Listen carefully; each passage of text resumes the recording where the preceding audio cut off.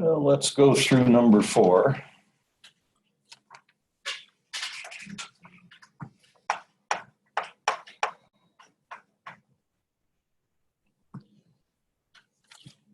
First thing before you start flinging equations around is I think you want a well-labeled diagram, because the direction you choose for the currents affects plus and minus signs.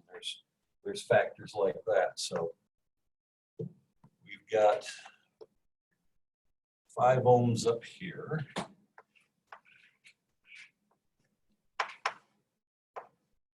And in the middle, there's 2 resistors, 10 ohms and 15 ohms.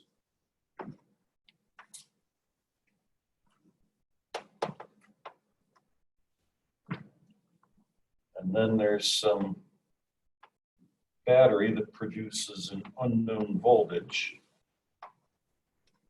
which I will call E for EMS.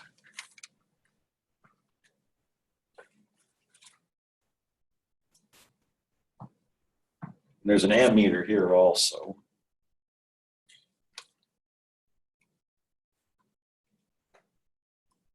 I named, well, first of all, common mistake. People just call the current I. When there are different loops in a circuit like this, there are different currents. Current changes at the junction point, okay, or at any junction points. Current means the rate of flow. An ampere is a coulomb per second.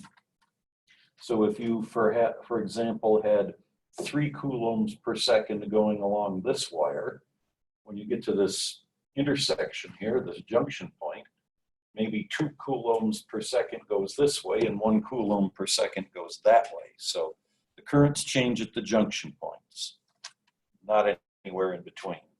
I just named them. I started at the top and went down the picture.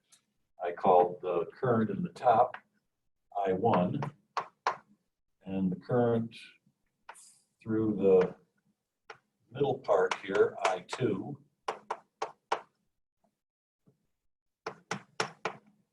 And the current in the bottom, I3. And the way I chose the directions is just with the idea that conventional positive current flows away from the positive terminal of a battery because plus repels plus, and it flows toward the negative side. And we've only got one battery here, so that's not as confusing as when there are several. So out of the positive side into the negative side, when it gets to the junction, it splits. Some of it goes around that way, some of it goes around that way. In addition, there's this ammeter up in the top branch where it would be reading I1. And the question tells us that that meter reads 0.8 of an amp. So we start out knowing that I1 is 0.8 of an amp. And that's pretty much the situation we need to deal with. Now, if you're not sure what to do, just kind of pick a loop at random, and if it turns out not to be the best way to do it, pick another loop. There aren't that many loops. You're going to run out of loops before you get very far. So once you got all the possible equations on the page in front of you, then maybe you see what to do with them. But it crossed my mind that one way of getting I2 would be to go around the top half, because I2 would be the only, since I already know I1, that would be the only unknown in an equation I got from that loop. So from the top half of the picture,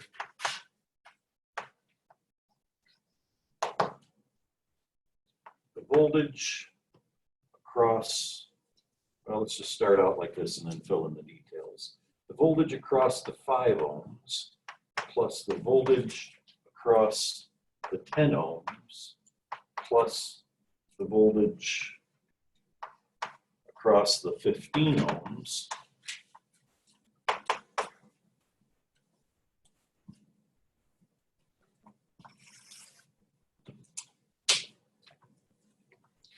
loop rule says that you add up the voltages around a complete loop, and when you get back to your starting point, the total should equal 0. So if I started here, I cross the 5 ohm resistor, and then I cross the 10 ohm resistor, and then I cross the 15 ohm resistor, and then I get back to where I started. No changes in voltage along the wires. The ammeter, for all practical purposes, an ammeter is just a piece of wire that is able to tell you how many amps is flowing through it. An ideal ammeter has a resistance of 0, and as long as I'm on the topic, an ideal voltmeter has an infinite resistance. Of course, in the real world, that's not quite true, but ideally, a meter measures what you want it to measure without disturbing the thing that it's trying to measure. If an ammeter had some resistance, then that would reduce the amount of current flowing through there. And anyhow,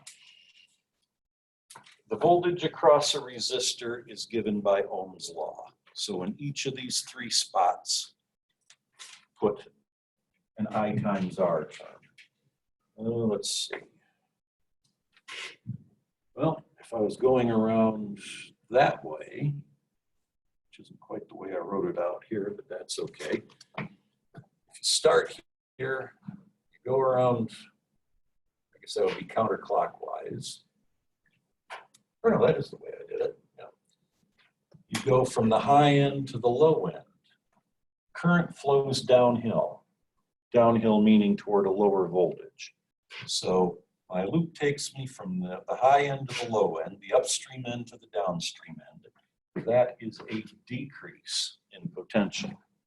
So that term is negative.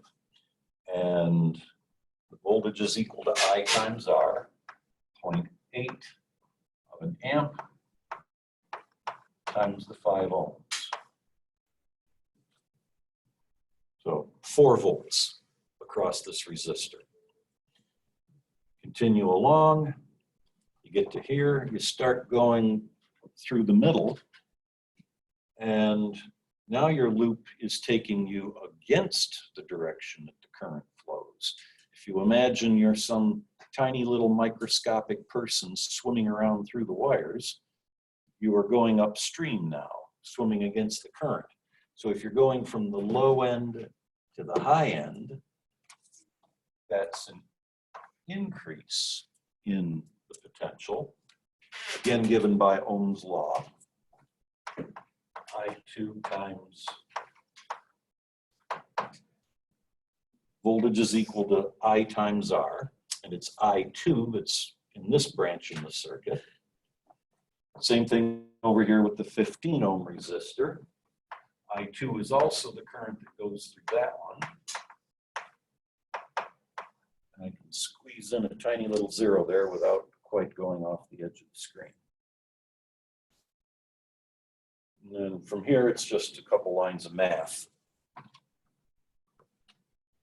0.8 times 5 is 4. And then you can combine these two terms. 10I plus 15I would be 25 times I2.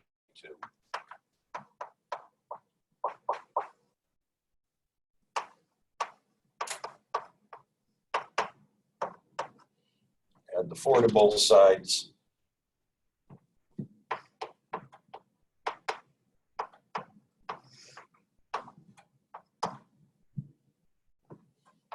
.16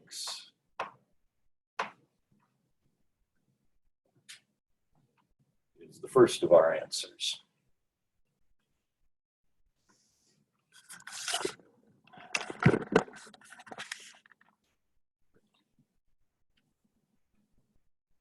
Well, the next thing it asks for is the current through the battery. So that's what I called I3. This was part A. Of course, there's no law that says you have to do the 3 parts in the order they're asked, but I did. So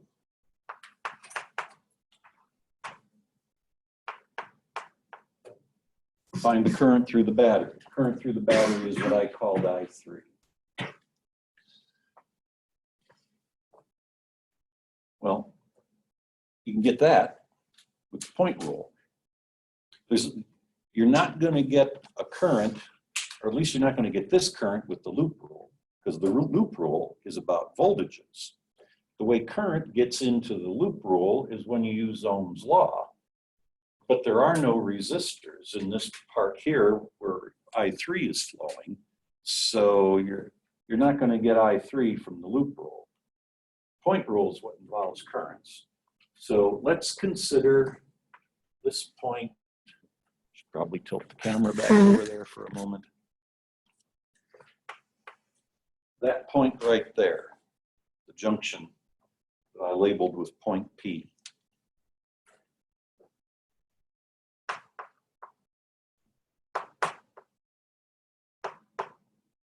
Point rule says that the total current flowing toward that point equals the total current flowing away from it.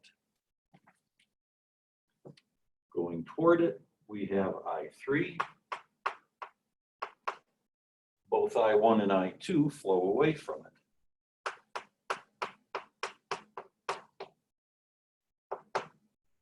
Well, we know both of those.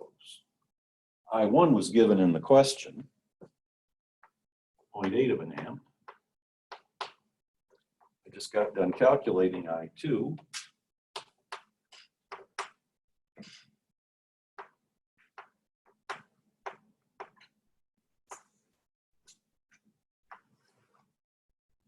So the current through the battery is that.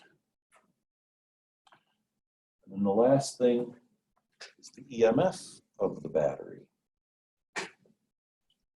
Well, I could get that from either of the loops that I haven't done yet. I could either, maybe I should bring this back over here.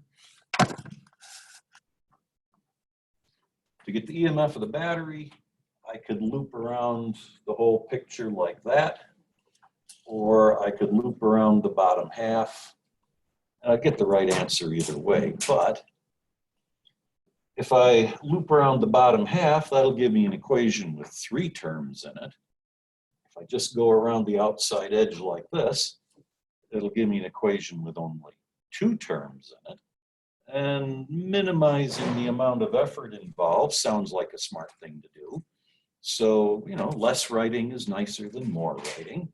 Let's do the, you know, the outside perimeter of the thing for my other loop. Although, like I said, the other way is perfectly correct also, and actually not that much harder. But to sketch what I'm using here, I've got the 5 ohms with 0.8 of an amp going through it.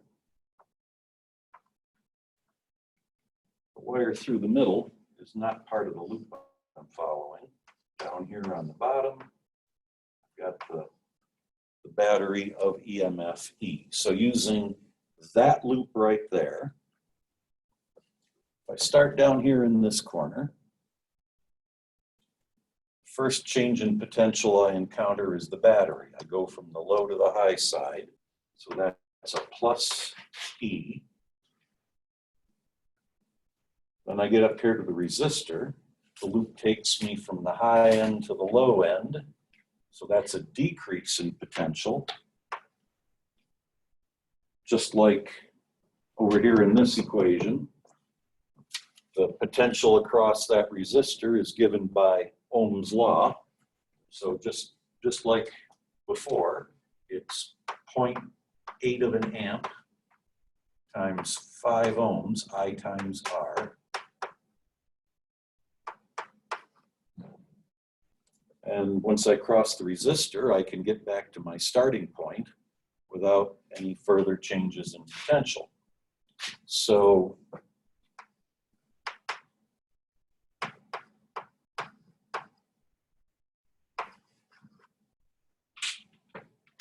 .8 times 5 is 4.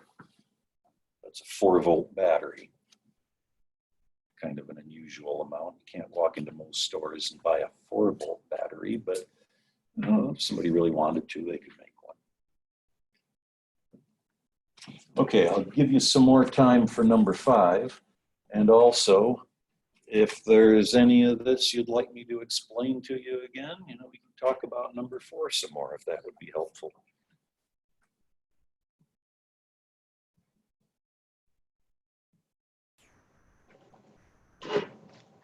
Time to go through number 5.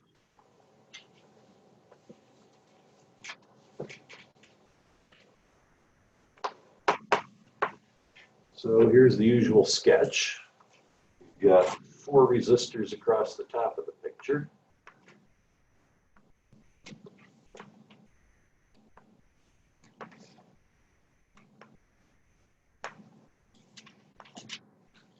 And then 4 batteries across the bottom.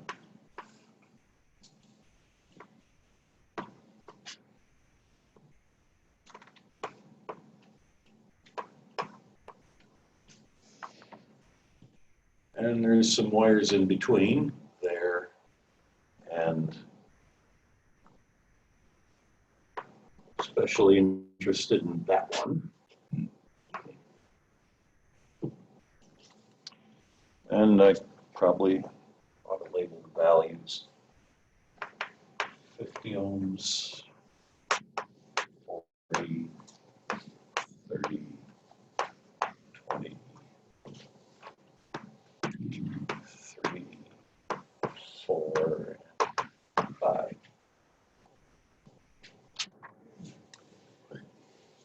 I'm going to call the current flowing through the 30 ohm resistor I1. And like I said before, the names don't really matter. If you don't like subscripts, call them X, Y, and Z, or A, B, and C, or something else. But I'm assuming that I1 flow, well, both I1 and I2. I'm assuming they flow in that direction because current flows out of the positive side of a battery and flows into the negative side, and all of these batteries are pointing in the same direction. Well, I shouldn't say current always flows out of the positive side of a battery. If there's a bigger battery somewhere else in the circuit, it can push current through a smaller battery backwards. That's how you recharge a battery, is to run current through it backwards. That reverses the chemical reactions that take place when the battery's getting run down. But in this case, they're all lined up in the same direction. Nobody's pointing the other way. So the current would come out of the positive side and go around like this. Looks like it ought to return across the top and probably go down through these middle things, kind of like that.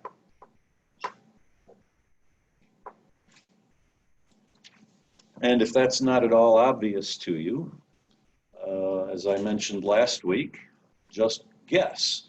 There was more than one person out there, even in this small group, who got a negative answer, and that's from guessing wrong. But it's okay because you find out in the end because the answer comes out negative. Yeah. So, is there a reason why the current wouldn't be going up those going down? Well, I was just assuming that it was trying to get back to the negative side of this battery here. That makes sense, actually, yeah. But I guess you and you both had it going up instead of down, and that isn't really anything to worry about because you got the correct answer. And the minus sign you got on it said to you, hey, guess what? It actually goes this way. So you found out in the end which way it flows. Elsewhere, you'd have other amounts of current. You could probably label like, 10 different currents in this circuit, but you have no reason to care, okay? As I mentioned while you were working on it, didn't get recorded, but here and here on the end, this resistor and that battery, this resistor and that battery, well, they affect what's going on elsewhere in the circuit, but as far as what we're interested in here, the answer would be the same if they weren't even there. I'm just going to go around, leave myself a lot of space to write, but I'm going to go around this way for loop 1.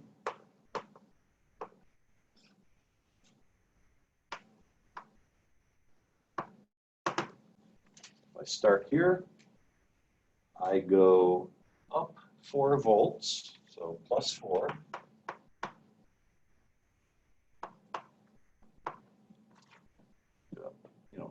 I'm going to go up this wire, and then I go from the upstream end to the downstream end. That's a decrease in voltage. That's why I put a minus sign there. So minus I1 times 30 ohms. I come down through this wire. An ideal ammeter has no resistance, therefore there is no voltage across it. You can treat it like it's just more wire. So there's no change in potential till I get back to my starting point. So following that loop, what it comes down to is let me do one line of algebra. Add that to both sides.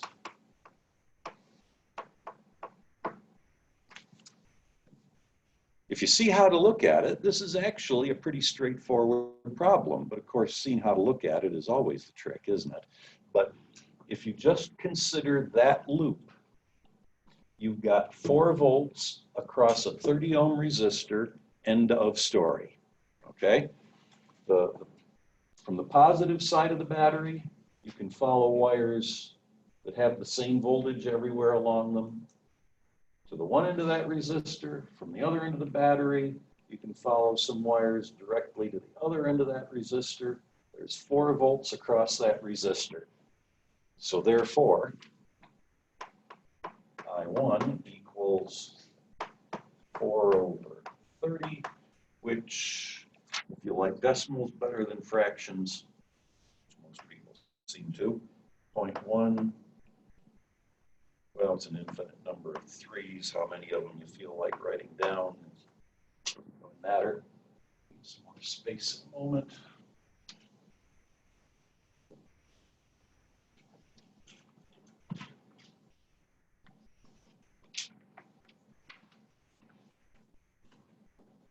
I'm going to go around this loop next.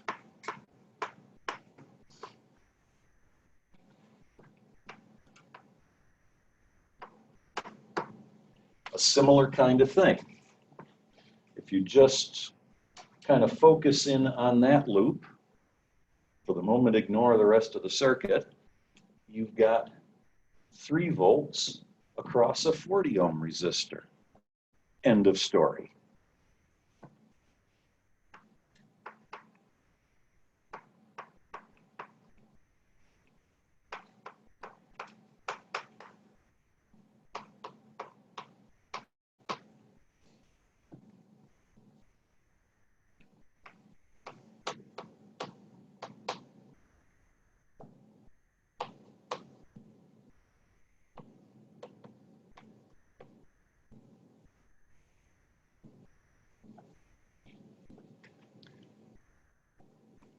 Then, once I got both of them, I can get my, see, I can't get I3 from the loop rule because there's no resistors along that wire. The only way current gets into the loop rule is from Ohm's law, because the loop rule is about voltage. So I'm going to have to get my amps here from the point rule applied to, I'll call this point right here, P. And I'm going to sketch it again over here so it shows up in the picture after I move the camera. But there's point P, and I've determined now, I guess I might as well move this now.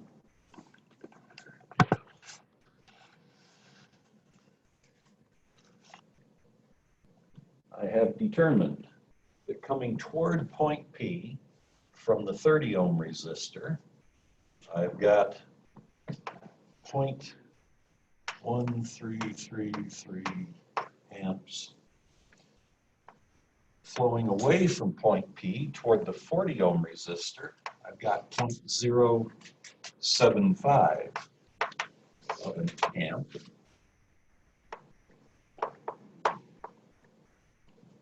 And I3, that's what the question was asking me for.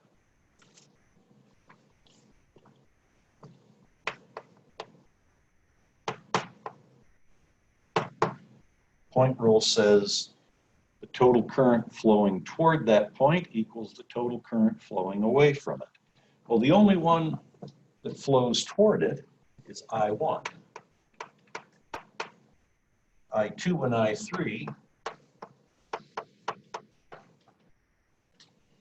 they both are flowing out of that point. Fill in the numbers in the appropriate places. I1 is 0.1333. I2 is 0.075. And subtract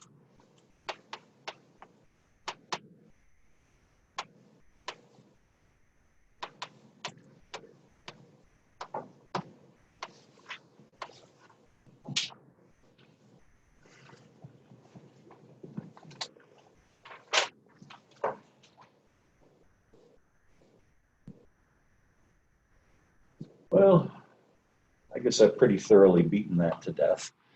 You know, if you have further difficulty on it when you're working on the homework, come and see me if you get a chance.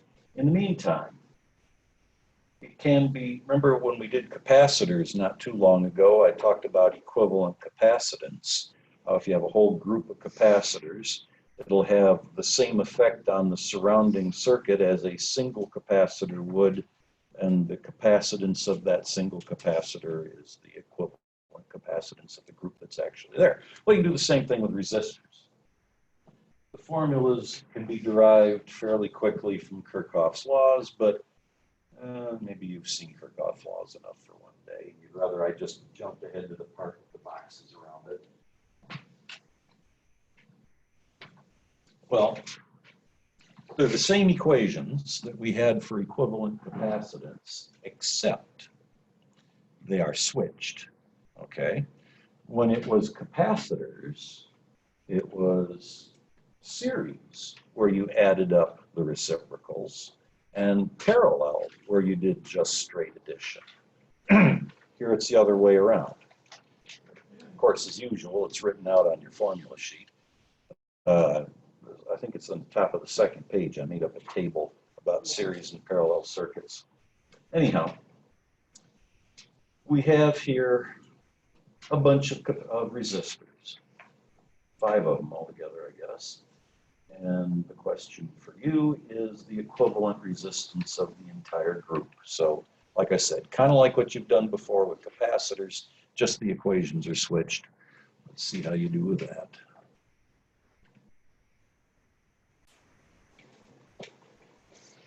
Number 6.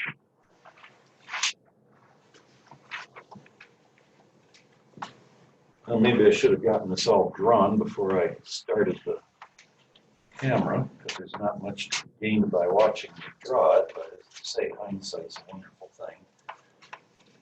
I suppose it doesn't actually take that long.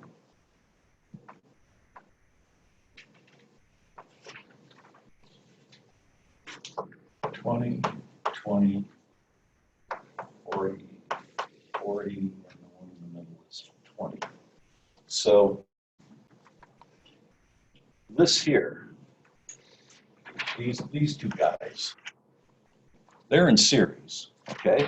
If I was to erase the rest of the picture so that I only had that, that would be 2 resistors in series.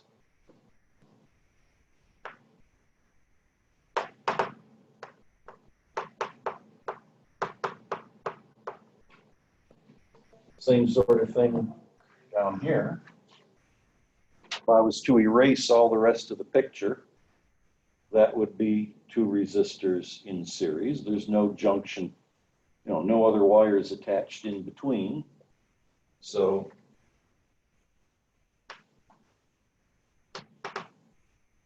$40 plus 40 equals 80, which means the 5 resistors that I really have are equivalent to these 3, the 20 in the middle, and I determined that what goes up over the top here is equivalent to 40, and what goes underneath here is equivalent to 80.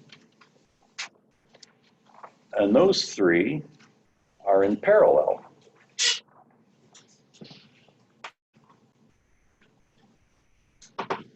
So 1 over the equivalent resistance of the entire group is 1 over 40 plus 1 over 20 plus 1 over 80. And the rest is just some math. It's been rigged up so that there's a nice common denominator, which would be 80. We've got 2 over 80 plus 4 over 80 plus 1 over 80.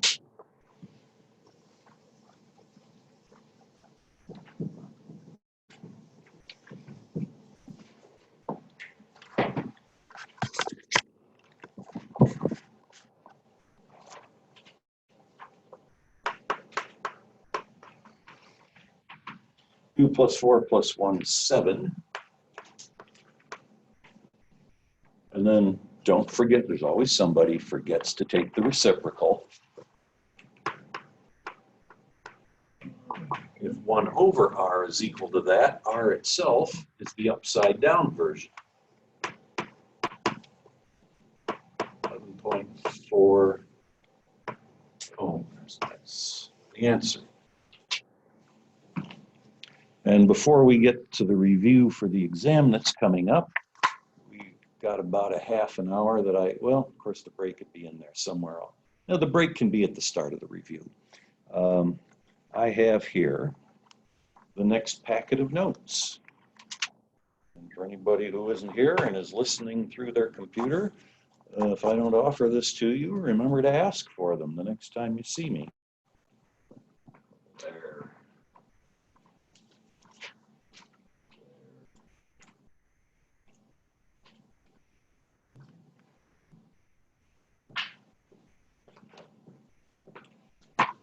And going along with that, not that you're going to need this for a few days yet, but this is the homework that starts with section 5.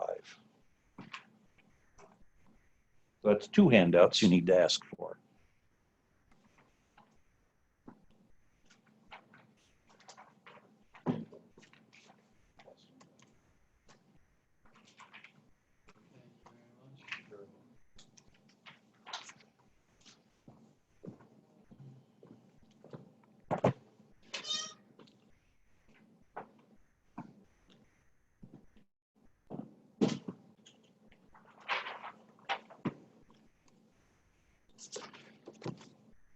And actually, it's a good day for handouts.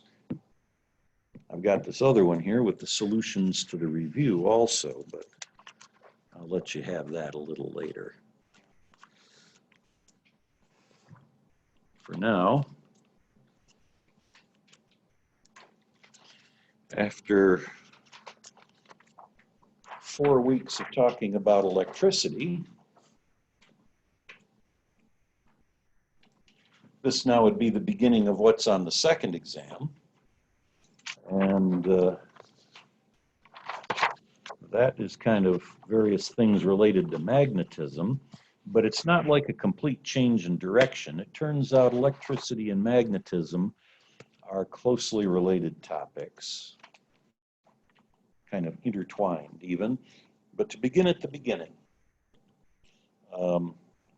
I started talking about electricity by talking about how the ancient Greeks noticed that if you rubbed some sort of insulating object like a piece of amber with wool or cloth or something like that, fur, that then it would exert this mysterious force on like little bits of leaves or dust or things like that.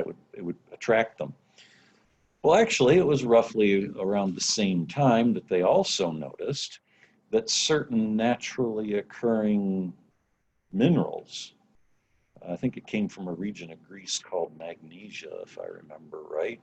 I'd have to double check my history before I swore to that. But, naturally occurring lodestones would attract little chunks of iron. And, well, this turned out to be a very useful thing because the earliest applications of magnetism, of course, were in navigation. If you're out of sight of land and it's cloudy so you can't see the stars or anything, you really don't want to just sail around in circles until you run out of food and water. So, well, I suppose you can always fish, but you're not going to find much water out in the middle of the ocean, rather ironically. So it turns out that if you have a permanent magnet and arrange somehow for it to be able to move freely, like one crude way of doing it would be if you just had a dish of water and you got a piece of string and tied your magnet to a cork so that it would float in the dish of water. It'll rotate around until it eventually settles down, pointing north. And which way is north is a very useful thing to know when you're trying to navigate a ship. So they got in the habit of painting the letter N on the end that points toward the north and S on the end that points toward the south. And north and south are to magnetism what plus and minus are to electricity. Just like with electric charges, opposites attract and likes repel. The direction of the magnetic field is thought of as the direction of the force on a north pole, just as the direction of an electric field is the direction of the force on a positive charge. Plus is to electricity what north is to magnetism. Well, there's one important difference between electricity and magnetism, which is, well, to use the jargon of the trade, there are no magnetic monopoles. You can have a positive charge, like a proton, just sitting there by itself without a negative charge that goes with it. But you never find a north pole without a south pole on the other end of the same magnet. So rather than saying that the field is the direction of the force on a north pole, maybe a more practical way of saying what amounts to the same thing is that it's the direction that a magnetic compass would point. If you place this freely moving magnet in a magnetic field, the north end will feel a force that pulls it toward the northern part of the Earth, like I showed over there on the right-hand side of the page. And the south pole feels a force toward the southern part of the Earth. That creates a torque that makes the needle rotate until it eventually reaches the point where, you got something like that. That's like that. That's like that. It's going to rotate until neither one of those forces gets any leverage anymore, and it'll be pointing toward the north. So anyhow, the magnetic field vector points in the direction that the magnetic compass would point. So the field lines outside of a permanent magnet, like the one that I sketched there, run from north to south, just as electric field lines around an electric dipole would run from plus to minus. Now, the thing that's different is that, I think it says this at some point, like several pages ahead, but I might as well say it now. The thing that's different is that through the inside of the magnet, the field lines return from south to north again. Magnetic field lines are always closed loops. Electric field lines begin on pluses and end on minuses. Magnetic field lines have no beginning or end. They're loops. But, well, from the outside anyhow, the field of a bar magnet looks like an electric dipole's field. For many centuries, electricity and magnetism were thought of as being two kind of similar looking, but actually unrelated things, because for a long time, all people had to play with were static charges. If you have, I think I finally put away my little pith ball hanging on the string, but if I still had it here, you would find that if I held a magnet next to it, even a very powerful magnet, an electrically charged ball just kind of ignores it. If I came along with an electrically charged rod, the pith ball on the string would swing way over away from it. But if I do the same thing with a magnet, it just hangs there with no force on it at all, unless there's a little straight electric charge on the magnet also. But in the 1700s, the late 1700s, along comes this guy named Volta, and he invents the battery. And now you have electric currents you can experiment with, charges in motion. And it turns out that electric charges do feel a force from a magnetic field. The reason nobody noticed before is because one of the things the force depends on is the velocity. The faster the charge moves, the bigger the force. When V equals 0, the force equals 0. So if you're just waving a magnet around near a pith ball, the pith ball is unaffected. But, well, maybe I should swing that over there for a moment. I don't know how well that shows up. I guess it kind of does. This could be, well, it could be a lot of things.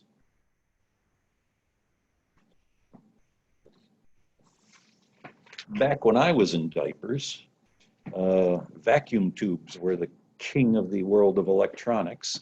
Vacuum tubes manipulate a beam of electrons, or most kinds of them do anyhow. And that, except for the plus sign on it, that could be an electron moving through a magnetic field inside of a vacuum tube. And, you know, vacuum tubes haven't completely gone away. They're just sort of a specialty item now instead of being what you use for pretty much everything. But if you want an example where it would literally be a positive charge, this could be an ion in the sun. It's very hot in the sun. And at those kind of high temperatures, you do not find neutral atoms because remember what temperature is. It's the average kinetic energy per molecule. The higher the temperature, the faster things are moving around. Well, even the coolest parts of the sun, just above the photosphere, are something like 4,000 degrees Celsius. You get into the interior, it's millions of degrees. At those kinds of temperatures, whenever one atom runs into another, which they do pretty frequently because the interior of a star is a pretty dense place once you get in there deep enough, they hit each other hard enough to knock all the electrons off. So anytime an electron drops into orbit around a nucleus, in no time at all, something comes along, knocks it off again. So stars are plasma, okay? They are not a gas of neutral atoms. They're a bunch of ions flying around, the most common type being hydrogen. The sun is, well, it's about 3/4 hydrogen by mass, but in terms of if you just count the atoms, something like 90% of the atoms in the sun are hydrogen. So a hydrogen atom, a hydrogen ion is the same thing as a proton. The sun also has a fairly hefty magnetic field, especially around sunspots. So this could be a hydrogen ion, a proton, moving through the magnetic field at some point on the sun. And there's a lot of other things it could be. Anyhow, wherever this magnetic field comes from, its source is somewhere beyond the edge of the picture, the force on that positive ion that I drew there depends on the things shown in the box over on the right. First of all, the charge on the ion. If it's a helium ion, which has 2 units of charge, the force will be twice as much compared to a hydrogen ion, which has only 1 unit of charge. So the force is proportional to Q. I already mentioned the force depends on V. The faster the charge moves, the bigger the force. B, obviously, the strength of the magnetic field. All else being equal, you get a stronger force and a stronger field.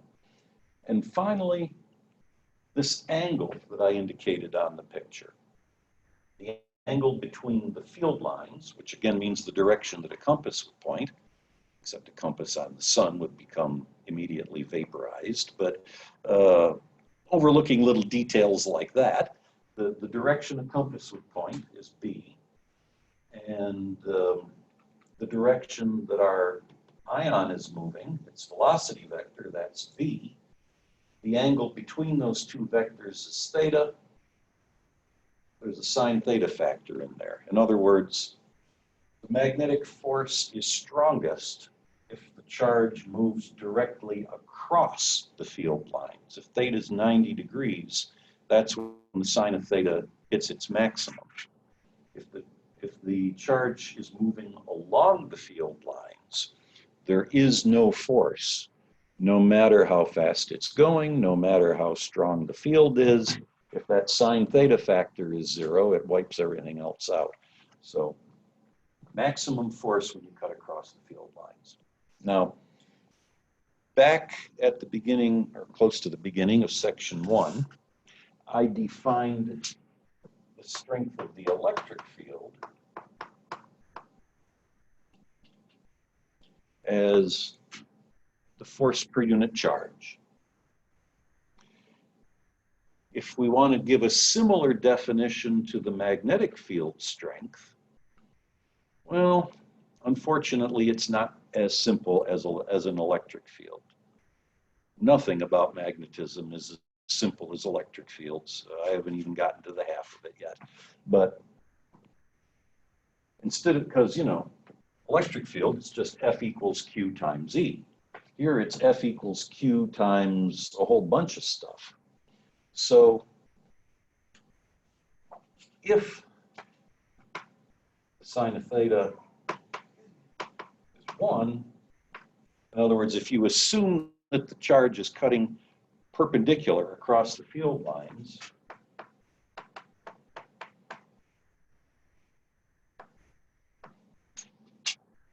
this would be the force per unit charge per unit of speed. If you had 1 coulomb of charge going 1 meter per second, you know, what would the force on that be? And that's one way anyhow of thinking of what this B, this magnetic field, means. The SI unit for measuring the strength of a magnetic field is called a Tesla. Named after Nikola Tesla. Many of you may already know who he was. He's sort of a cult hero for people who are interested in these sorts of things. He had a lot, well, some of the stories about him are rather exaggerated, but what he did do is design, he was a smart guy. He designed a lot of the equipment which makes modern power distribution possible. In particular, he designed a lot of the equipment that's used in handling alternating currents. Edison was a DC guy. He hated alternating current, which ultimately was his downfall.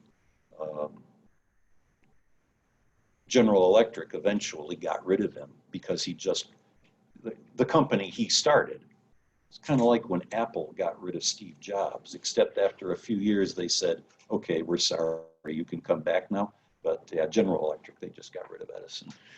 But, well, I don't need to go off on a tangent about that, I suppose. A Tesla is a very strong magnetic field. There is an older unit, it's supposedly obsolete, but a lot of people still use it. we're going to stick with Teslas in here because, you know, that's the SI unit. That's what plays nice with the other units in the equation. But you get out into the wider world, there are still a lot of people who talk about the strength of a magnetic field in a unit called a Gauss, which is 1/10,000th of a Tesla. The magnetic field that you're sitting in right now, the magnetic field of the Earth, is somewhere in the neighborhood of 1/2 or 3/4 of a Gauss. So it's, you know, a Tesla is a strong field. A lot of times we'll have them in milliteslas. So that's the magnitude of the force on an electric charge moving through a magnetic field, a proton shooting through a magnetic field in the sun, for example.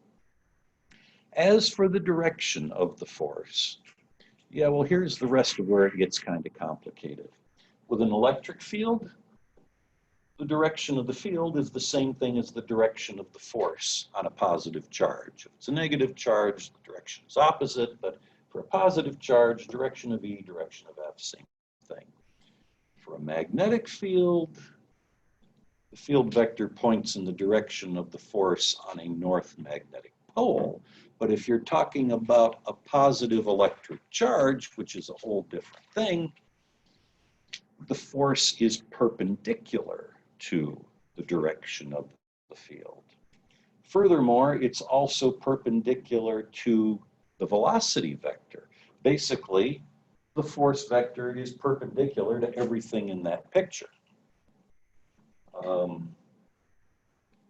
Probably I ought to have something here I can point at for the camera. So there's the B field, and there's our charge. There's its velocity vector. The force on that charge is perpendicular to both B and V. Now that doesn't quite fully explain it. There are two directions consistent with what I've said so far. The force could either point out of the blackboard toward you, that would be perpendicular to both of these, or it could be the other way. It could point through the wall toward the people next door. The way you choose between these two alternatives is with the right-hand rule. Now, there are a few variations on the right-hand rule, but what I'm going to stick with, because it seems to be the easiest for people to grasp, and we don't need a more generalized version that can apply to other things. You take your right hand. That's why they call it the right-hand rule. The fingers point in the direction of the field line. So like in this sketch that I made here, I make my fingers point that way. That's the field. Your thumb points in the direction that the charge is moving. This all assumes a positive charge, just like everything else in electromagnetism does. So you get your hand oriented like that, and your palm pushes the charge in the direction of the force. So in this case, the force is away from you through the blackboard. A positive charge. Just like with electric fields, if it's a negative charge, that reverses the direction. Okay? If that had a minus sign on it, it's the other way. But for a positive charge, direction your palm would push it. One way to look at it, I don't know if this would be helpful or not, but negative charges, you can use your left hand. Or maybe that's too confusing, I don't know. But anyhow, that's what it says there at the bottom of whatever page number that is. So let's go through a few examples that use that, and then that'll be a good place to leave off.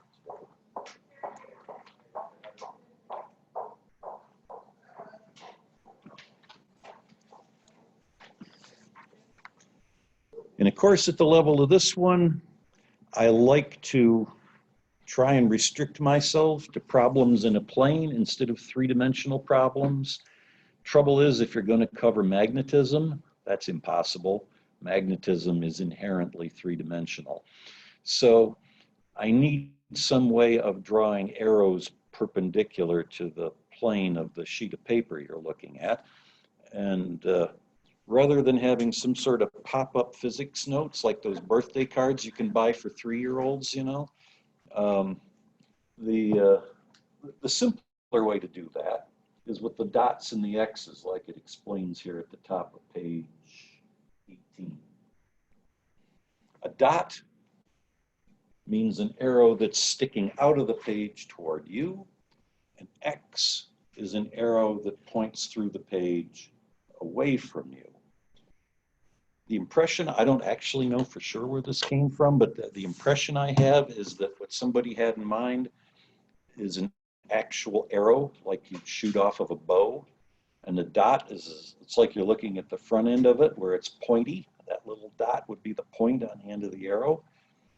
And the X, well, that's the part I don't completely understand, because arrows have like 3 on the back, so I don't know why they don't use Y's instead of X's.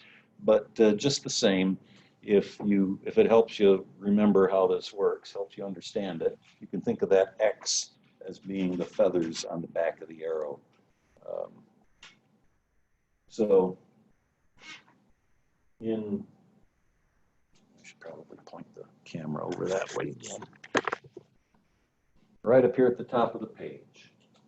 Let's say there was a charged particle here. Well, in both of these examples, it's moving horizontally right down the positive x-axis. In the first picture, it's going through a magnetic field that points to the right and up. So I think I better have that farther down where I can actually reach it. Assuming it's a positive charge, your fingers point along the magnetic field lines, your thumb points in the direction of the velocity vector, your palm would push the charge out of the page like that. So for the force, I drew a little dot to represent an arrow pointing out of the page. Over here, where the field points in a somewhat different direction, same thing. Get your fingers. This is hard to do and not block the camera. Maybe if I just stay very close to the wall.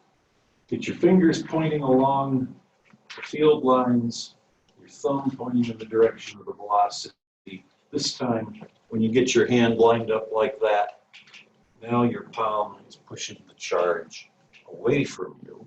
So I drew an X to indicate you're looking at the back end of an arrow that points through the page away from you. Let's have you do problem number 1. And that's where we'll leave off. We'll start when we get back to this, which I think will be during the second half of the period after the exam. When we get back to this, we'll start with problem number 2. I'll go over that in a few minutes. When you're done with that, go on into the review that's at the end of the second, or it's into the first packet of notes. I have the usual solutions written up somewhere in all this stuff here on the desk. And for those of you watching at home, I have also scanned the review solutions, and if you click on the right thing on the website, you can get to them that way.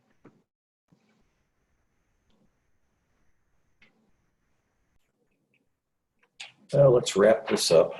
I guess I should clean this off first.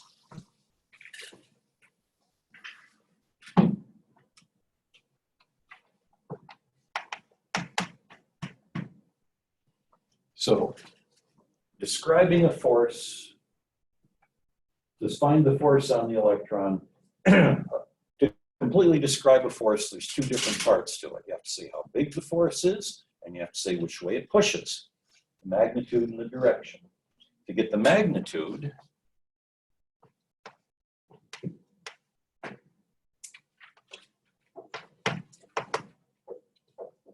from the previous page, we have this formula, QVB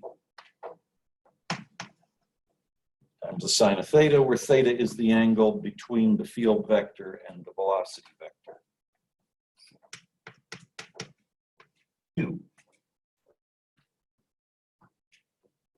It says, well, each particle in this beam is an electron. So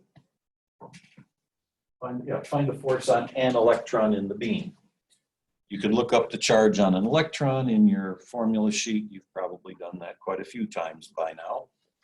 It's just a tiny bit more than 1.6 times 10 to the negative 19 coulombs. Now, actually, the charge on an electron is minus 1.6 times 10 to the negative 19. Where did the minus sign go? The magnitude of a vector is a positive number. Magnitude is to a vector what absolute value is to a scalar.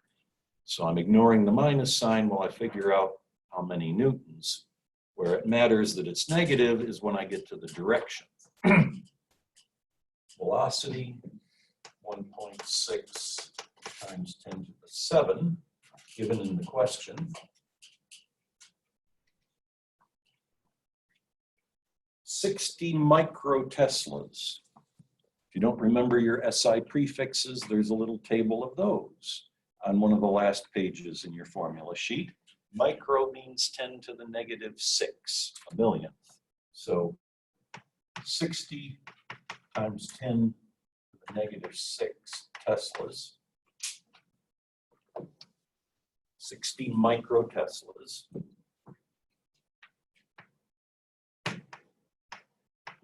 Theta is 90 degrees because the question says the electrons are being shot toward the east, and it says the direction of the magnetic field is toward the north, and east is perpendicular to north. Punch that through the calculator.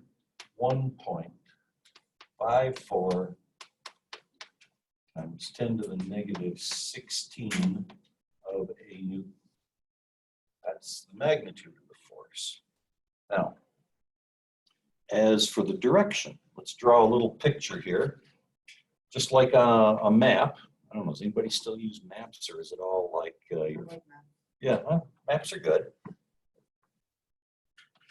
A lot of people just, have their phone do a GPS thing, but for those of you who are not familiar with maps, usually north is toward the top of the picture and east is toward the right. So the question says that the magnetic field points toward the north. And it says that the electrons in this beam of electrons are being shot toward the east. So that's the velocity vector there. So you come along with your right hand and thumb along the velocity. Fingers are the magnetic field lines, kind of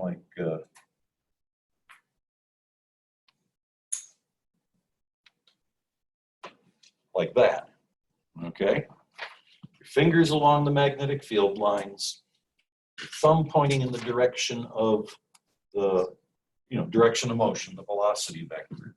Your palm would push a positive particle out of the page.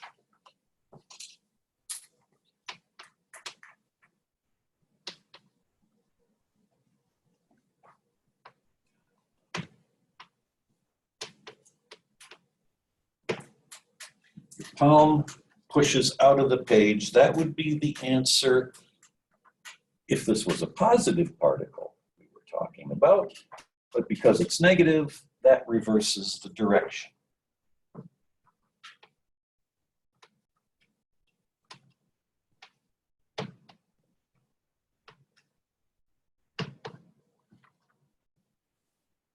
Well,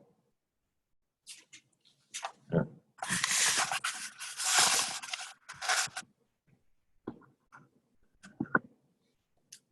Might make more sense like this. North,